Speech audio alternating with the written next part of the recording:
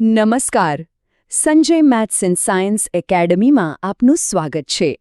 ચાલો આજે આપણા શરીરની જ એક સુપર સ્માર્ટ ક્લિનિંગ સિસ્ટમ વિશે જાણીએ. આ સિસ્ટમ એટલે કે માનવોમાં ઉત્સર્જન. આપણે એ જાણવા માટે તૈયાર થઈ જઈએ કે આપણું શરીર અંદરથી પોતાને કઈ રીતે ચોખ્ખું ચણક રાખે છે. જો આપણે રોજ કેટલું બધું ખાઈએ છીએ, પીએ છીએ અને આપણું શરીર એમાંથી ઊર્જા વાપરે છે. પણ ક્યારે એવો વિચાર આવ્યો છે કે આ બધી પ્રક્રિયાઓ પછી જે નકામો અને હાનિકારક કચરો બને છે એનું શું થતું હશે? એ ક્યાં જતો હશે?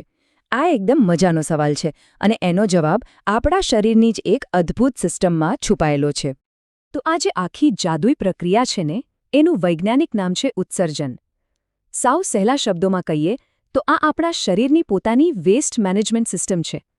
બસ જેમ આપણા શહેરમાંથી કચરો રોજ દૂર કરાય છે ને, બરાબર એ જ રીતે આપણું શરીર ચયાપચય એટલે કે મેટાબોલિઝમથી બનેલા ઝેરી પદાર્થોને બહાર ફેંકી દે છે અને એટલે જ તો આપણે સ્વસ્થ રહી શકીએ છીએ. સારું, તો આ સફાઈ મિશનના હીરો છે કોણ? ચાલો આપણે મળીએ આપણા ઉત્સર્જન તંત્રની એક્સપર્ટ ટીમને, જે આ કામને એકદમ પરફેક્ટ રીતે પૂરું કરે છે. ઓકે, તો આ ટીમમાં મુખ્ય 4 સભ્યો છે. સૌથી પહેલા અને સૌથી અગત્યના મૂત્રપિંડ એટલે કે કિડનીઝ. એ છે આપણા શરીરના હાઈટેક ફિલ્ટર્સ. પછી આવે છે મૂત્રવાહિની, જે ફિલ્ટર થયેલા કચરાને નીચે લઈ જવા માટેની પાઇપલાઇન જેવું કામ કરે છે. ત્રીજા નંબરે છે મૂત્રાશય, જે એક પ્રકારની સ્ટોરેજ ટેન્ક છે. અને છેલ્લે આવે છે મૂત્રમાર્ગ, મતલબ કે ફાઇનલ એક્ઝિટ.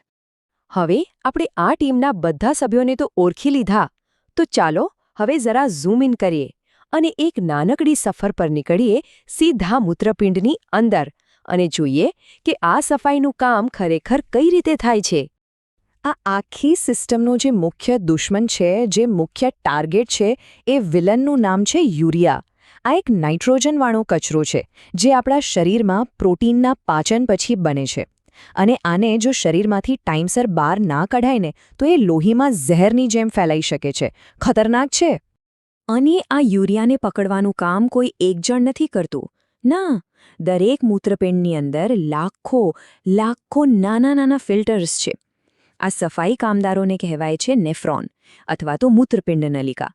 આ જ છે અસલી હીરો, જે 24 કલાક નોન સ્ટોપ લોહીને સાફ કરતા રહે છે.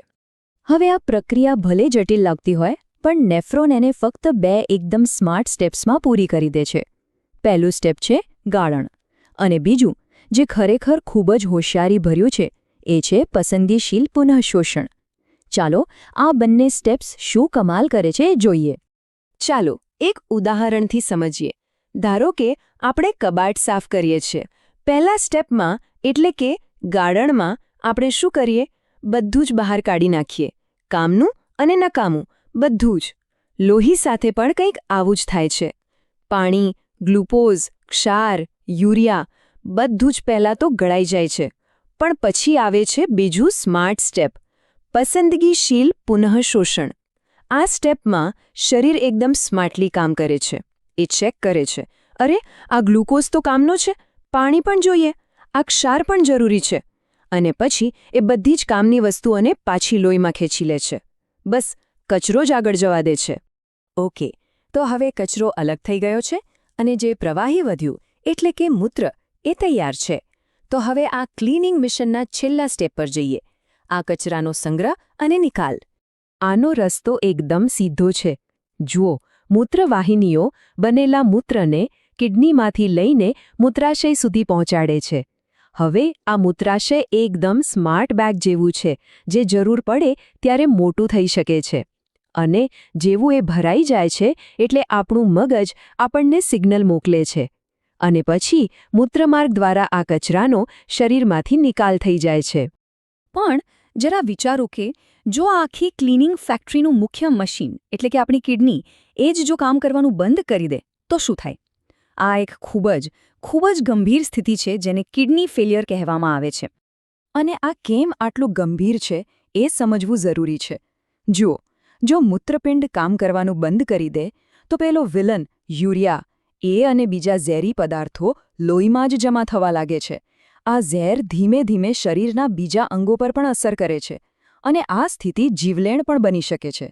આ વાત પરથી જ આપણને સમજાય છે કે આપણું ઉત્સર્જન તંત્ર ચૂપચાપ આપણા માટે કેટલું મોટું કામ કરી રહ્યું છે. પણ સારી વાત એ છે કે આધુનિક વિજ્ઞાન પાસે આનો એક ઉપાય છે. જ્યારે આપણા કુદરતી મૂત્રપિંડ કામ નથી કરી શકતા ત્યારે કૃત્રિમ મૂત્રપિંડ એટલે કે હિમોડાયાલિસિસ જીવન બચાવવાનું કામ કરે છે. આ એક એવી પ્રક્રિયા છે જેમાં મશીનની મદદથી લોહીને શરીરની બહાર સાફ કરવામાં આવે છે. તો સવાલ એ થાય કે કુદરતી કિડની અને આ કૃત્રિમ કિડનીમાં મુખ્ય તફાવત શું છે? વેલ, એક જ જાદુઈ તફાવત છે, પેલું સ્માર્ટ સ્ટેપ, પસંદગીશીલ પુનઃશોષણ. ડાયાલિસિસનું મશીન લોહીમાંથી કચરો તો કાઢી નાખે છે, પણ એ શરીર માટે જરૂરી પદાર્થોને પાછા લોહીમાં મોકલી શકતું નથી.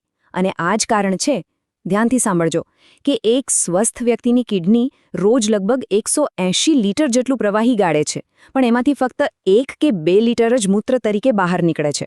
બાકીનું બધું જ ઉપયોગી પ્રવાહી પાછું શરીરમાં શોષાઈ જાય છે. આ છે કુદરતની અસલી કરામત. ચાલો તો આખા સેશનના મુખ્ય મુદ્દાઓ પર એક ઝડપી નજર કરી લઈએ.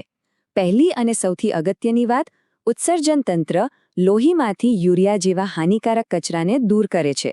બીજી વાત, કિડનીમાં લાખો નેફ્રોન હોય છે જે ફિલ્ટરિંગ અને રીએબ્ઝોર્પ્શન એટલે કે પુનઃશોષણનું કામ કરે છે. ત્રીજું, છેવટનો કચરો એટલે કે મૂત્રાશયમાં ભેગો થઈને બહાર નીકળે છે. અને છેલ્લી વાત, કિડની ફેલ થવાના કિસ્સામાં હિમોડાયાલિસિસ એક જીવન બચાવતો વિકલ્પ છે. આશા છે કે આપણા શરીરની આ અદ્ભુત ક્લિનિંગ સિસ્ટમ વિશે જાણીને ખૂબ મજા આવી હશે.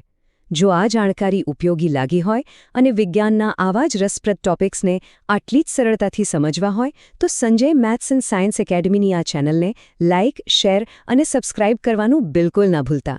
આપણે ફરી મળીશું એક નવા વિષય સાથે.